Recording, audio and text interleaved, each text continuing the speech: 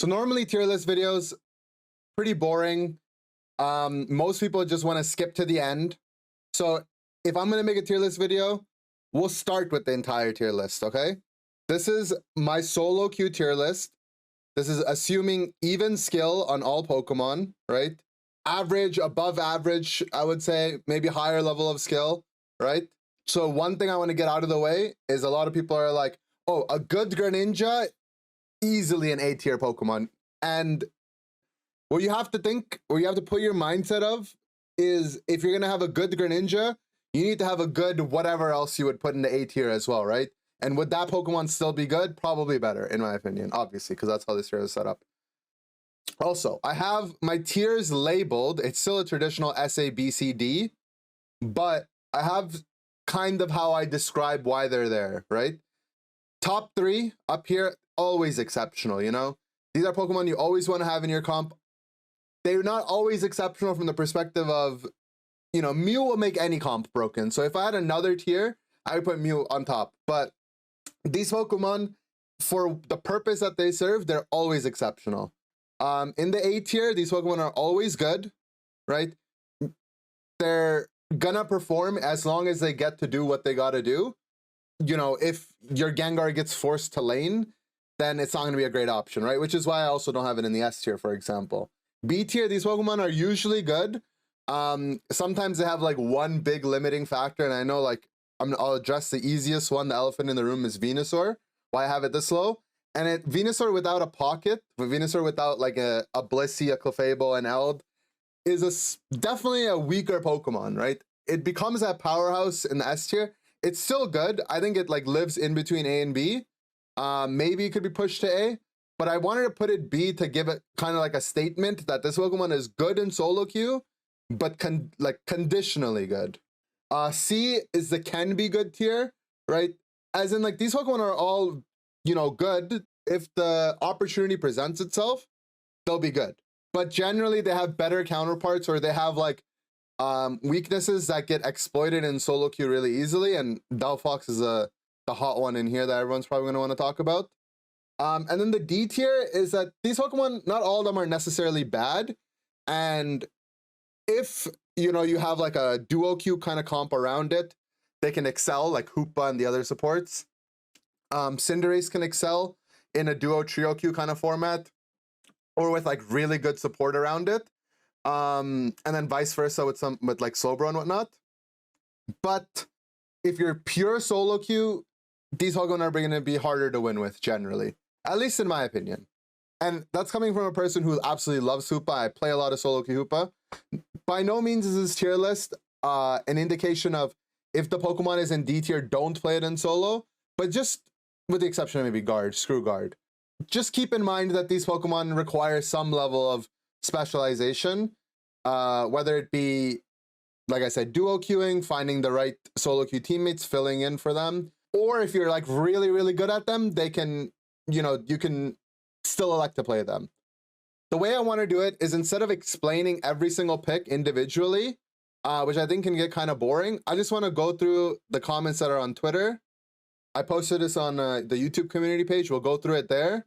And then if people in the Twitch chat have questions or if they have comments, we can talk about that too.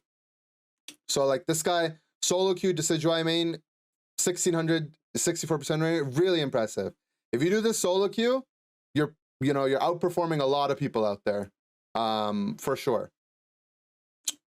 Does that mean that Pokemon that are, is there a Pokemon that's rated above of it though, that you would want to replace it with? I don't know. I think it's really risky. This Pokemon's really, really weak in the lane. A lot of people like to stack on this Pokemon, and I think that introduces like its own kind of problems where they die really often. It has no way to protect itself. In blind pick, you can go up against things like Gengar, Dodrio, all these speedsters that just eat you for breakfast, especially Gengar, right? Gengar Unite in the late game, like you have to play so safe or have some kind of support. So I think in blind pick solo queue, Decidueye, I can't be convinced to move it up, but I definitely don't think it's a bad Pokemon. And if you're like this guy who wins 64% of their games, then, you know, power to the players. Delphox should be B tier. Okay, let's talk about Delphox. And we'll respond in the comments as well. So, oh, I don't like how that opens that up. Okay. We'll think about our response first. So why don't I like Delphox? Delphox, we'll take the two places it can go, right? We'll start with the jungle. One, if there's a solo queue jungle invader, good luck. Like, your early game is just toast. No one's really going to help you in solo queue. You can't expect anyone to really help you. You have no agency against an invader, really. You clear the jungle extraordinarily slowly. Especially with a lot of people that like to run defensive items like a buddy or whatever. You can't afford to really run that. Clearing the jungle slowly means that you're out to gank the lane slower, which means the enemy jungler is out to gank the jungles faster, which means you're kind of punting your early game. Even when you get out of the jungle, you're coming out of the jungle a level 5 Delphox or Blaziken, is that what the middle evolution's called? And all you have is an Ember to throw at them, really. It's nothing that crazy. So I'm not a big fan of jungle Delphox. I think the early game is really, really bad. I think the late game payoff, if you're really good, can be good, right? Which is why the C tier says can be good. Braxian, okay, Braxian, my bad, Braxian. But as you can see, the tier says can be good. And I think it can be very good. Is it usually good though? No, I don't think so. So let's respond here. I can relate to the late game payoff of Delphox, but seeing it in the jungle or lane punts the early game too much for me. But you know, there's a lot, you might see a lot of content creators pop off that have some really good movement on Delphox. Again, it can be good, but I think as the game gets more and more competitive in solo queue, you will see more and more Delphoxes get exploited for that. Also, early game Delphox in the lane, has anyone ever laned with a Delphox and you've been any other character? Is it not the most frustrating thing in the game? Like, it's one of my least favorite characters. I have Scissor and Scyther put together. We'll talk about them when we get there. Can be good. We talked about this, but we're gonna assume relative equal skill throughout the, throughout the tier list. People finally not sleeping on Zoroark. Character's been out for only a couple days, so I don't know. Pikachu in A or at least B. Okay. Now, Pikachu, right? Speaking of early game, Pikachu's an early game dominator, right? If it's going to traditionally go in the lanes where it should go, sometimes it can jungle, and in the jungle, it has the ability to snowball the game, and it has the potential to be like really, really good. Now, the problem with Pikachu, though, right, is that if you don't snowball the early game, because something bad happens on your team out of your control, which is a solo queue environment, right? Pikachu's ability to like be effective as a solo queue kind of carry Pokemon while it's under leveled, I would say is kind of shady, right? If you have to like reserve yourself back to the supporting kind of role of Pika in solo queue, then I think you're already on you're on pretty bad footing. So I think Pikachu can be good, right? And there's a lot of solid Pokemon in this tier. I think a lot of these Pokemon can be good. It's just, assume there's a finite number of spaces in each of these tiers. Which Pokemon am I taking out of B to put Pikachu in, right?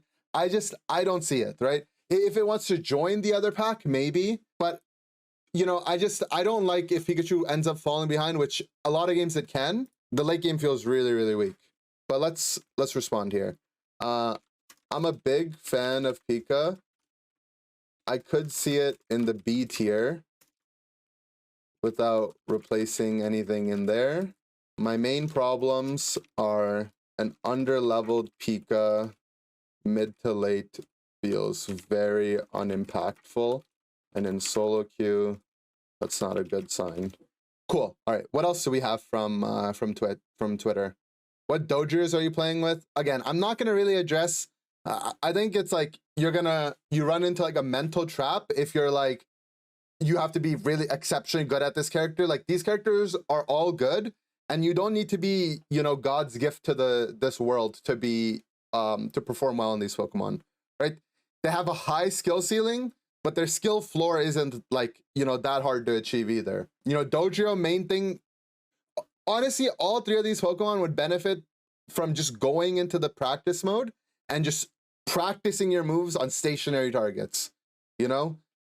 if you can do that on stationary targets, add it into your solo queue repertoire, you know, you should seek to get better at the game, not, oh, these Pokemon are too hard, so they can't be this high. And also, this isn't a reflection of what I see other solo queue players doing that aren't performing well, right? We want to aspire to like what the good end of solo queue can be. This also isn't what I think solo queue tier list would look like if everyone was like a pro player in solo queue. I think that would also change. These Pokemon would go up as well. But I think with the current state of solo queue, at least personally, how I would see the game, this is where I have it.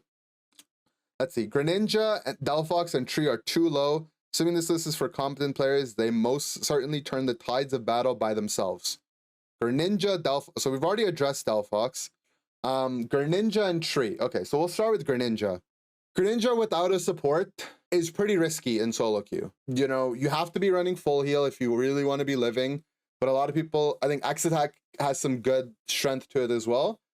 But in team fights, like sometimes you're not going to be able to approach team fights just because you're too squishy. And if you don't have like a support or a tank to really peel or start a fight for you, like if you don't have a tank to at least walk into a bush to get vision for you so you can press A on them, this Pokemon is going to struggle. But again, in the can be good tier, right? These Pokemon can be good under good circumstances, right? It's just, do I see Greninja outperforming the Pokemon in the tier above it? Duraludon, very similar type of Pokemon in that it's a attack damage carrier, but not mobile, obviously, but has the ability to rip objectives, right? And that's a common theme you'll see. I think just being able to rip objectives really quickly, while I've got Glaceon up here, Duraludon up here, Sylveon up here, I think all the objectives are really, really burstable in this game, especially Rave after they nerfed it, and having the power to do that is important. Zoroark needs to drop a tier. I mean, I'll engage with people that have actual arguments. Just saying where you think something should be, it's hard to really respond. But let's respond. IMO, Greninja needs a lot of support to be consistently good. But as the tier says, it can be good. And then Trevenant is solid. Trev is solid. Just think the other tank options outperform. Mamo, Lax, Mime. I think I'm underestimating Greninja? Maybe, right? I could be. Maybe Water Shuriken Greninja goes hard. But again, I feel like there's going to be a lot of games where Greninja's just going to get one shot and the game is over, right? And I think those situations are pretty easy to set up to one-shot a Greninja. And I think they just happen randomly. Decidueye is an easy carry if you know what you're doing. I mean, a lot of Pokemon can be. I don't know. Again, another Decidueye believer. Can be as high as A. I like Decidueye, but let's go. In blind pick, I think Decidueye, Decid suffers from the speedsters all being really strong and can get shut down. Amazing Decids can make it work, but I think they'd be better off on a different character. Greninja low-key still S. We already talked about Greninja. Talked about Delphox. Wanted to say Hoopa is better. Yeah, I think Hoopa was a lot better. Can you say the same for mons like Glaceon and Absol? So, Absol, yeah, but it has other strengths, right? Absol comes out of the jungle and can literally one-shot whoever he wants, right? And maybe Greninja can act in a similar kind of way, but not at level 5, right? You have a way better early game with Absol. Just constantly killing people on their point. And then Glaceon's up here because it just rips objectives like no other. T-Tar, Laxard, these are pretty accurate. If you got it, yeah, that's fair. Delphox is low. And I knew people would say Delphox is low. Yeah, I mean, a lot of people are just going to be upset that their mains aren't in the right spot. Talked about Pikachu. I thought Gengar, Mew, Mime, Aegislash got nerfed. They did get nerfed, and they got nerfed to a point where they're slightly more reasonable, but still on the upper end of Pokemon. Another Greninja fan. Again, I could see Greninja being in the B tier, right?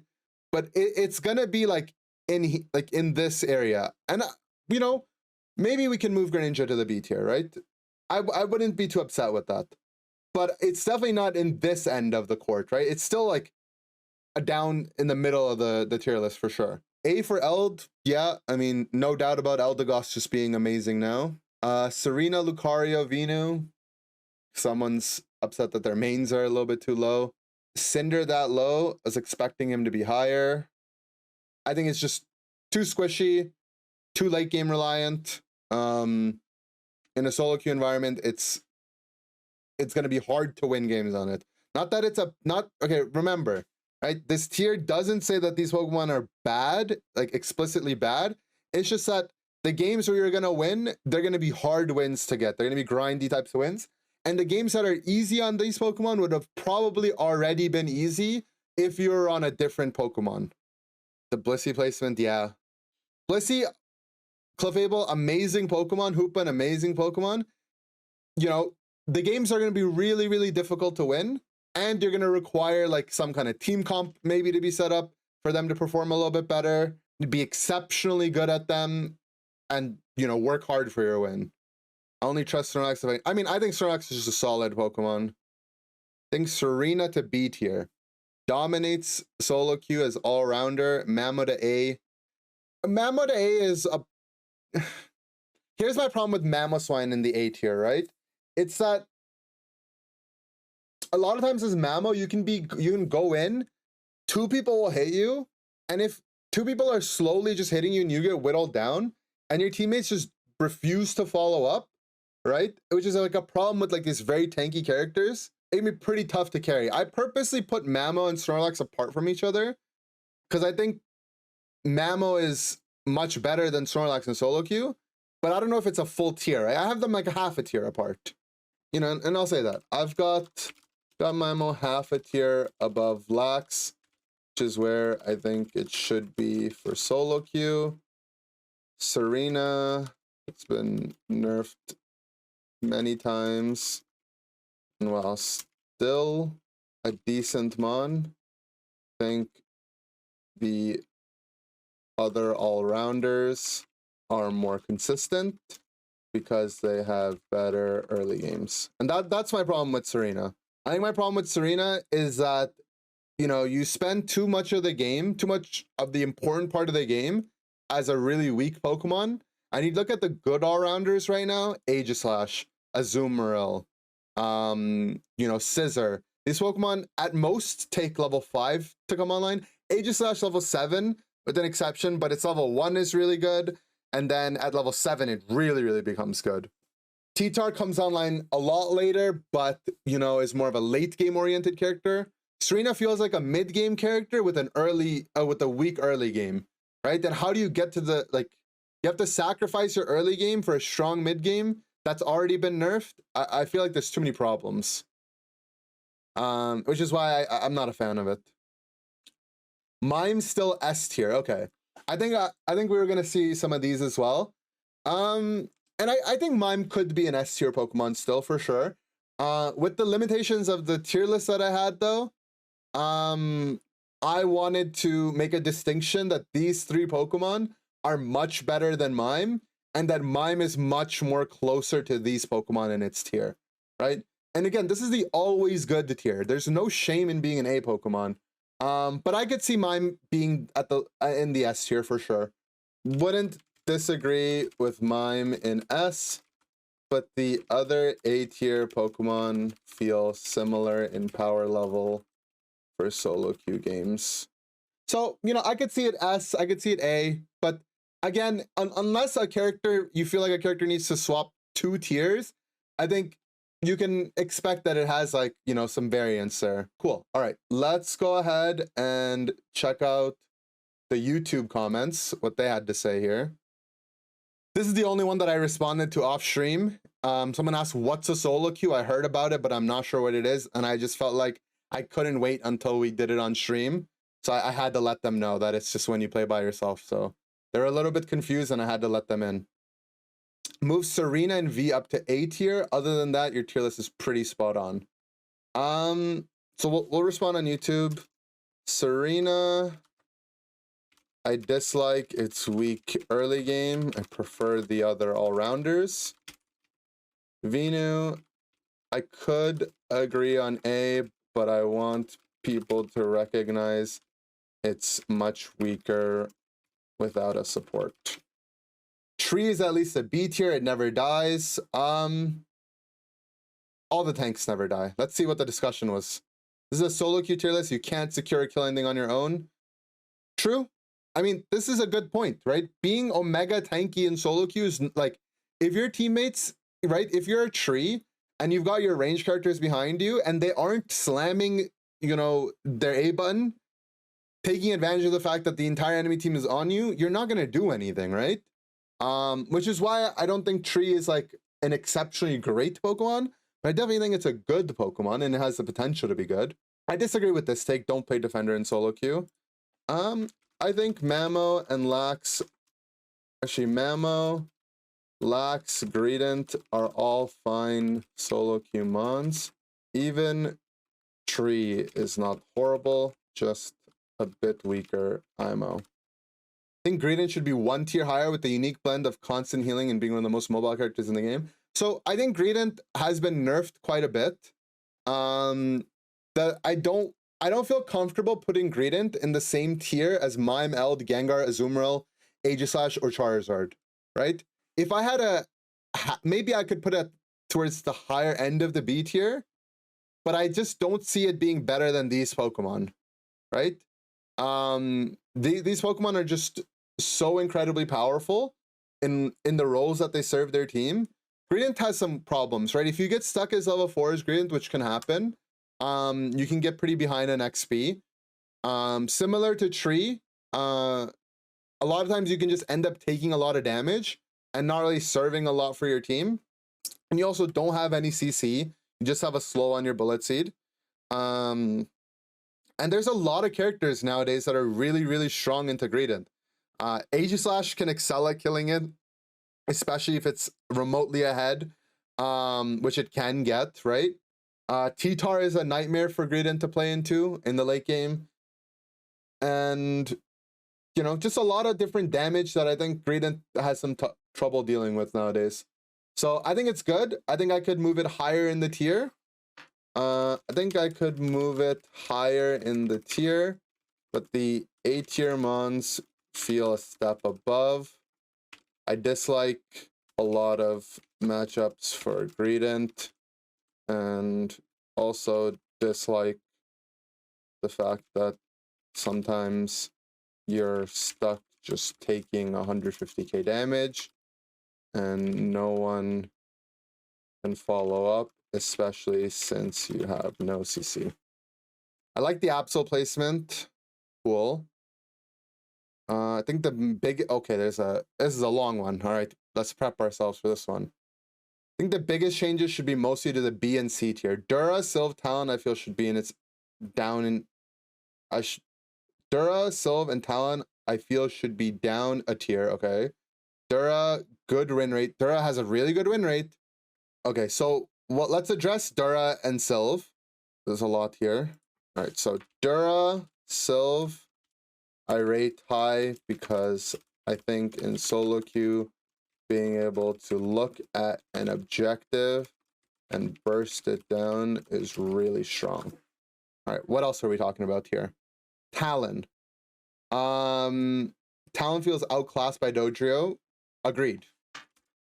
Talon outclassed by Dodrio. Agreed. That's why it's 2 tiers below it already.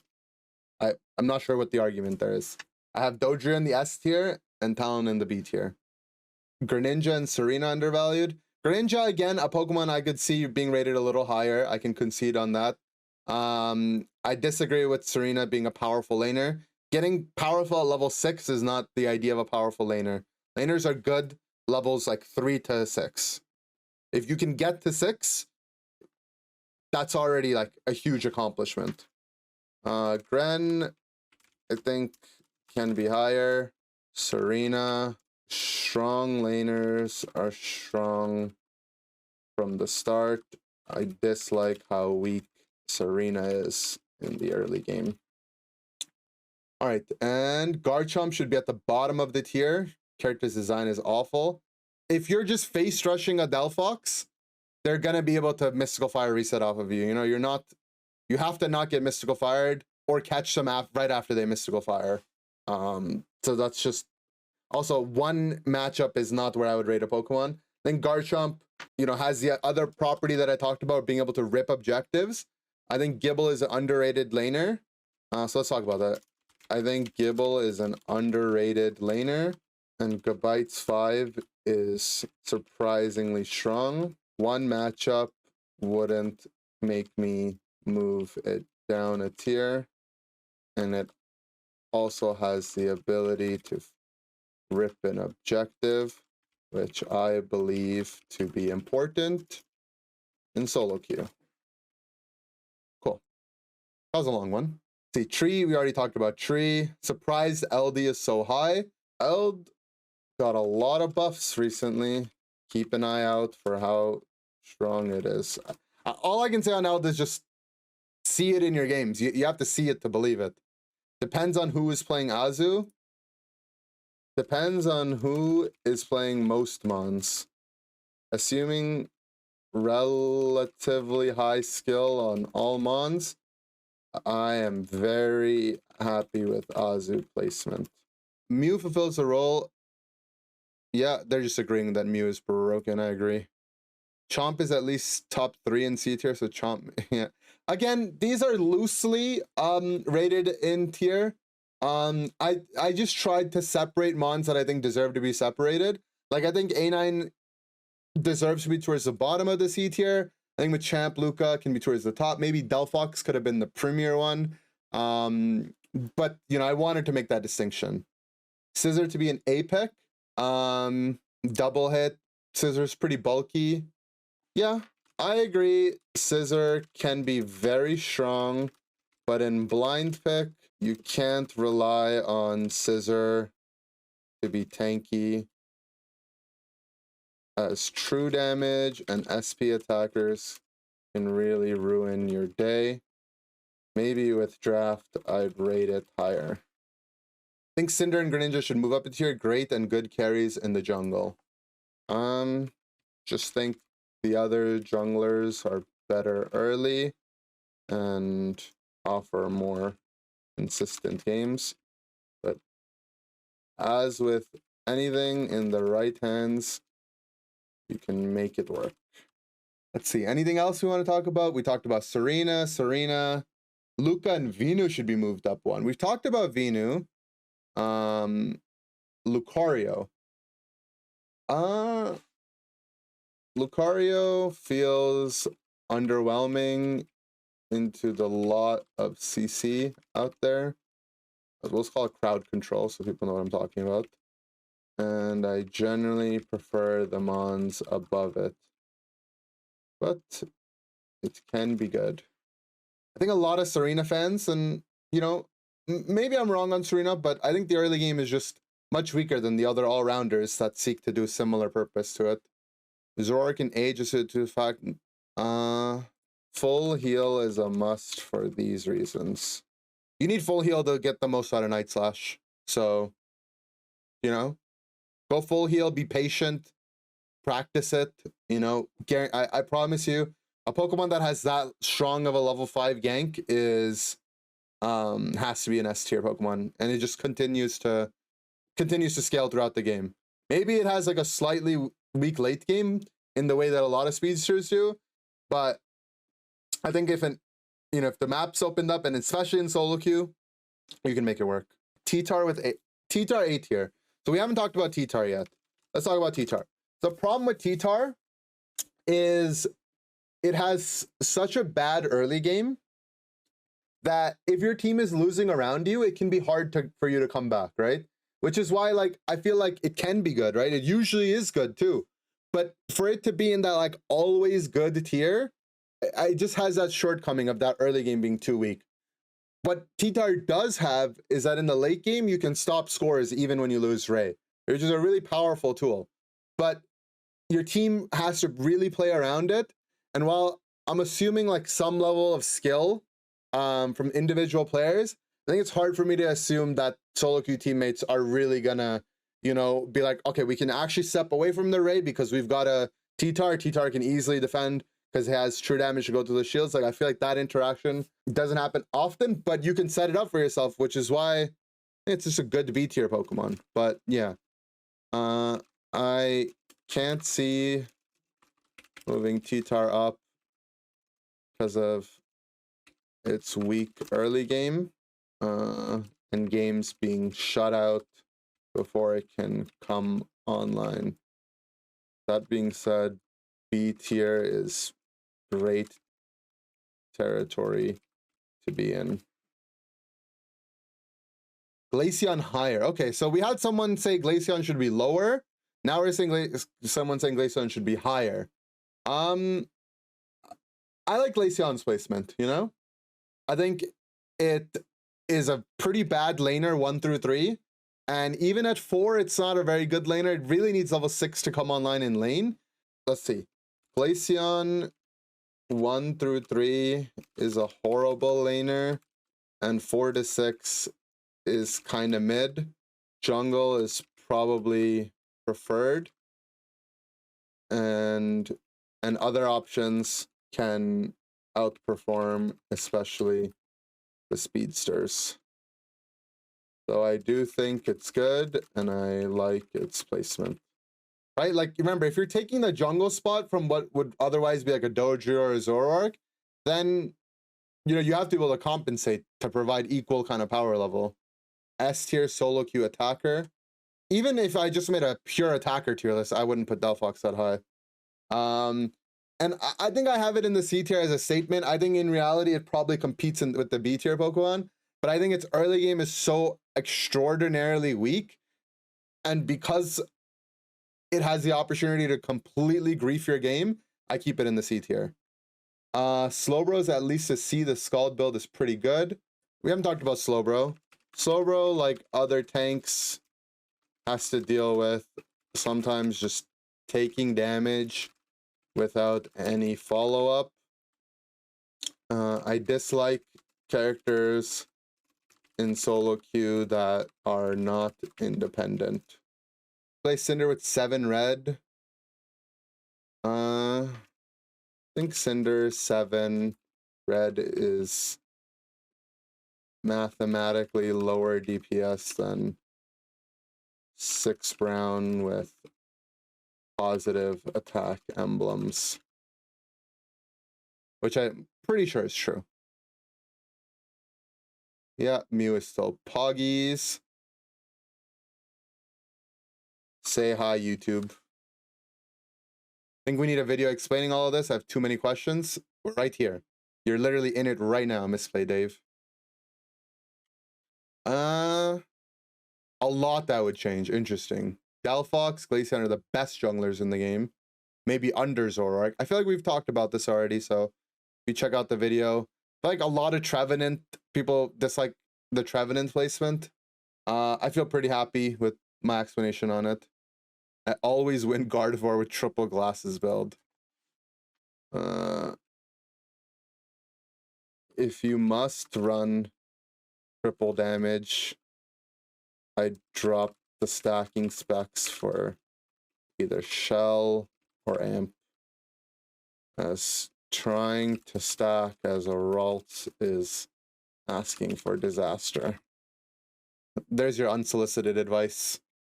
But you commented on my tier list, so I should mention it. I saw this one live and had a bunch of things to say about it. Oh, you're here right now. I was gonna say, what do you mean? But they just commented. I'm gonna get to the Twitch comments too, guys. Don't worry, I'm not forgetting you guys.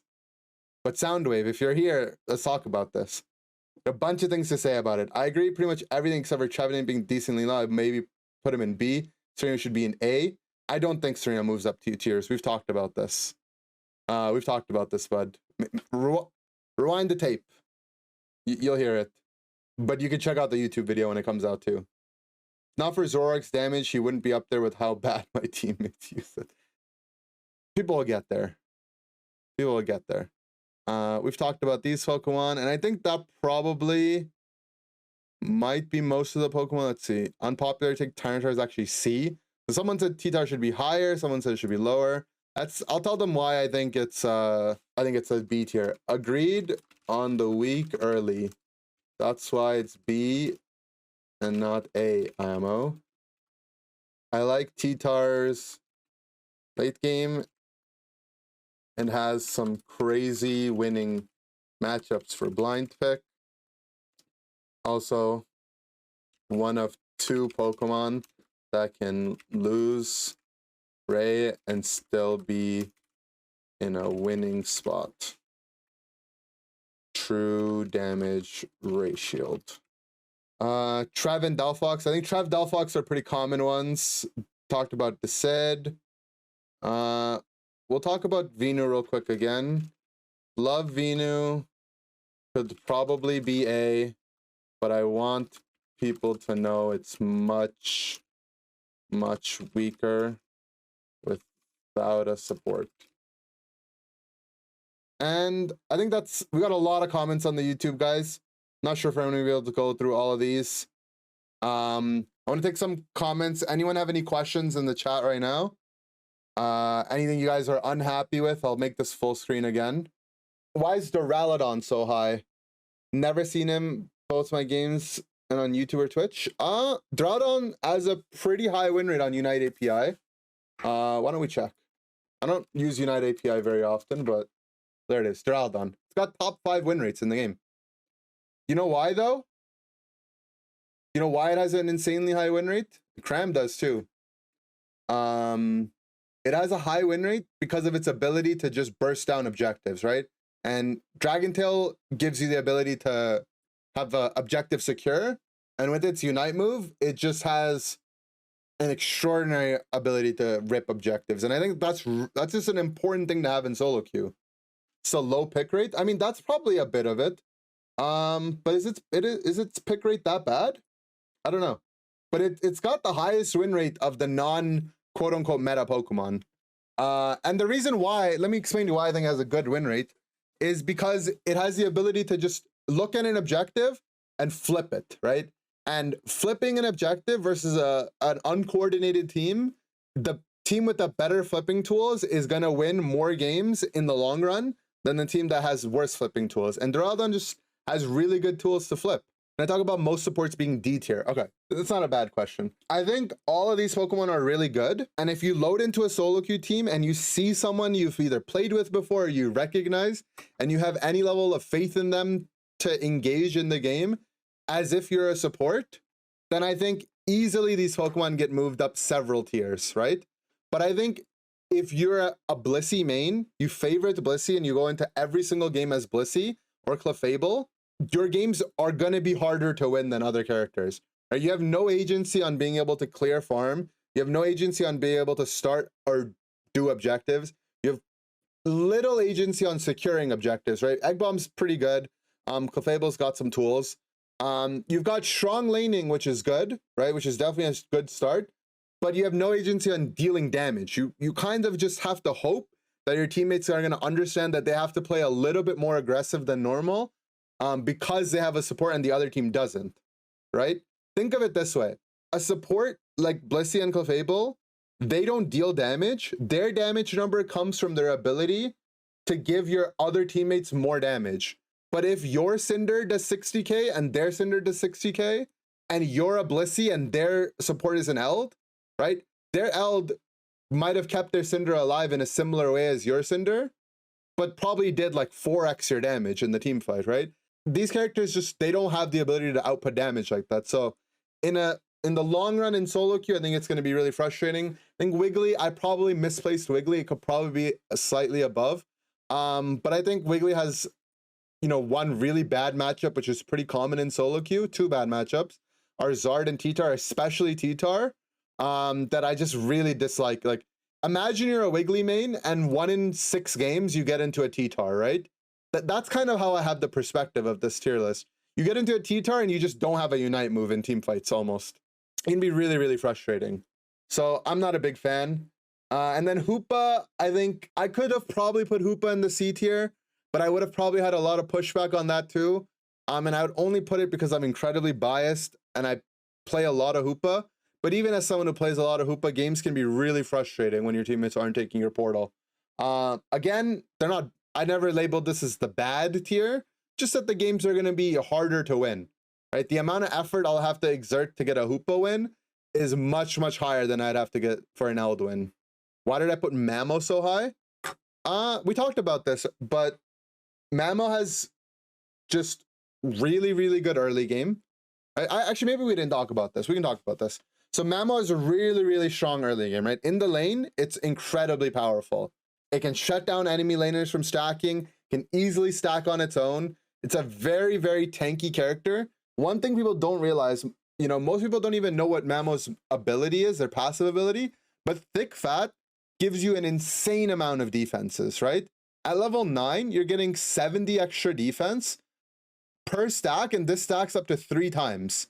So you get 210 defense, more than doubling your special defense and doubling your defense at level 9. Like, that's just, characters don't get this tanky, right? Mamo's deceptively tanky, and you can easily get Thick Fat stacked up because, you know, Ice Shard is really easy to throw out. You want to engage with either high horsepower or Earthquake. And, you know, Mamo has got good enough ratios to take advantage of running attack items that you can run attack items and pop off. You can not run damage items and just be even tankier and pop off. So yeah, I think Mamo's a great Pokemon in solo queue. Mamo's, you know, just a good, I would say it's like a tanky all-rounder for solo queue purposes. Why isn't it a higher tier, despite, you know, saying all of that? Because tanky Pokemon, while they're really good, have this drawback that if your teammates aren't dealing damage, then you're removing yourself some of agency on being able to help your team win the fight. Like, if your teammates are playing as if they don't have a Mamo, and the other team just doesn't have a Mamo at all, or like a Mamo type of character, then their team is getting something else out of their comp that we're not getting. Why is Slowbro so low? Say exactly what I just said, right? You know, I like characters that are independent in solo queue, and Slowbro feels a very, very dependent Pokemon. Slowbro's got an incredible Unite move, but if you don't have people to follow up off of your Unite move, it can be really, really tough. Not to say that it's impossible, but if I'm gonna have some closing thoughts on this tier list, so I want to wrap this up for the YouTube audience. Imagine any one of these Pokemon, you make them your favorite, and you play 20 games in a row in solo queue, right? And imagine imagine you did that for every single Pokemon, and then you tiered them out. That's kind of how I have this tier list, right? If I'm just spamming games of Slowbro, maybe I'm still going to be a positive win rate, but boy, those games are going to be hard to win, man. There's going to be some grindy games where I'm just like taking 200k damage and no one's around to do anything, and I'm going to get a really nice Unite move on someone, and no one, like, someone's, you know, teammates aren't going to accurately follow up. They're going to get like buddy barriered, and then the team fight's lost, right? And you don't have like amazing objective secure, you don't have amazing objective damage, your laning is like middle of the road, right? Like, you don't have any exceptional qualities, and then, you know, you also just lack agency if your teammates aren't participating. Dura's win rate has been pretty high for the last 4 to 5 weeks, so I'm pretty confident that Dura is a good solo queue Pokemon. Why is Snorlax so high? One of the best early game laners. Probably the best early game tank laner in the game. When I say early game, like level 1, 2, 3, 4, 5. Heavy slam plus block. You know, what Snorlax can do is sometimes your teammates refuse to hit their carries when you're playing a tank. Snorlax can easily bring them to your carries to hit them. You're really good at peeling, like really, really good at peeling. And it's just overall a really strong character. I think if you can just dominate the lane, I think that alone is a strength. I don't have it higher than Mamo for a reason, but I do enjoy where it is. Flash Cannon or Pulse? I think both are good, but Pulse is going to give you better objective control. What is peeling? Imagine your carry is a banana and you're peeling the banana off of them, but that's not really what it is. Imagine your carry is like your arm, okay? Let's say you're playing Snorlax and your Cinderace is your physical arm on your body, right? And their characters on their team are parasites suctioning on top of your Cinderace's body.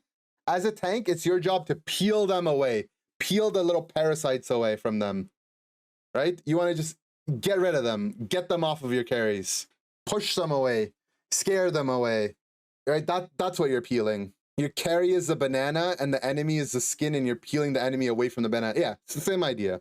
Greninja C tier. I think Greninja could be moved up a tier, maybe. I think it's just really squishy. Its early game isn't good enough. I think it has to take the jungle in most situations, and taking the jungle means you're, you know, depriving your team from a much more OP jungler potentially.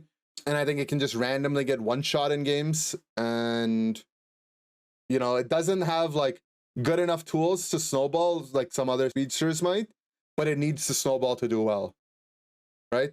Greninja needs to be ahead, but struggles to get ahead by itself is the easiest way I can say it. We talked about Delphox. I'll talk about Delphox one more time. Simple explanation. I hate that it's a really bad laner. I think losing lanes can outright lose you games. I think if it goes in the jungle, again, it's depriving a jungle spot from something else, and it's out of jungle ganks suck.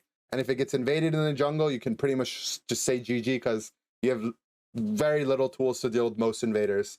And in a solo queue environment, that's not good. But I think that's going to be my thoughts. I'm curious to see if you guys in the Twitch chat, if people watching on YouTube, if you like this different format of tier list where I make the tier list off stream, we post it out into the void, and then I respond to your comments. Because I think normally what people see is you put up a tier list, you talk about every single Pokemon, why they're there, but some Pokemon don't need explanation. Sometimes you have questions. I think it's a fun format. I want to try it again if you guys like it. But see you later.